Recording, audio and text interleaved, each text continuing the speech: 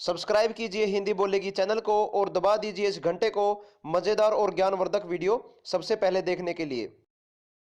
नमस्कार दोस्तों, आप लोगों को यह तो मालूम होगा कि हमारे हिंदू समाज की सबसे बड़ी कमजोरी है जात पात का भेदभाव करना, और इन्हीं आपसी भेदभावों के कारण हमारा हिंदू समाज हजारों सालों तक गुलाम बना रहा। जब हमारे देश हिंदुस्तान पर मुगलों ने हमला किया, तब मिलकर सामना करने की बजाय हम लोग बंट गए थे। यह खुलासा किया गया था कि जो क्षत्रिय है वो लड़ेगा और जो नीची जाति का है वो बैठकर तमाशा देखेगा।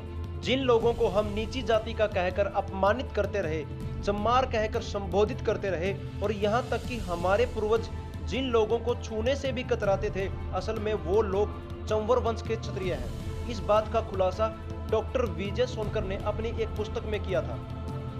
जब भारत देश पर तुर्कियों का शासन हुआ करता था, उस समय चमार कहकर पुकारे जाने वाले इस वंश का भी भारत के पश्चिमी भाग पर शासन था, और उस समय इस वंश के राजा चंवरसेन थे।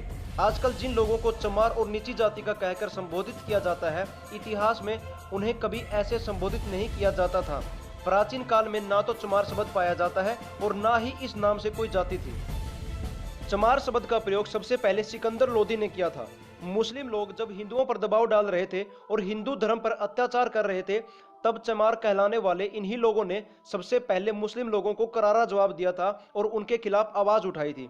इन लोगों को दबाने के लिए सिकंदर लोधी ने बलपूर्वक उन्हें चरम के काम में धकेल दिया था, और इन लोगों का अपमान करने के लिए पहली बार उनके लिए चमार शब्द का प्रयोग किया था। चमार कहलाने वाली इस जाति के गुरु संत रैदास थे, जिन्हें रविदास भी कहा जाता है। उन्होंने सारी दुनिया के सामने मुल्ला फकीर को लड़ाई में हरा दिया था। मुल्ला फकीर ने अपनी हार मान ली थी और वो हिंदू भी बन गए थे, लेकिन सिकंदर लोधी गुस्से से आग बबूला हो गए और उन्होंने संत रैदास को जेल में डाल दिया। पर जल्द ही चंवरसेन के इन वीरों ने दिल्ली को चारों तरफ से घेर लिया था, और इसके कारण सिकंदर लोधी को संत रविदास जी को छोड़ना पड़ा। चंवर वंश के इन वीरों ने कई बलिदान दिए, हिंदू धर्म का हमेशा पूरा साथ दिया, और कमाल की बात तो यह है कि इतने जुल्म सहन करने के बाद भी इस वंश के सभी वीर हिंदू ही बने रहे, और उन्होंने कभी भी इस्लाम को नहीं अपनाया।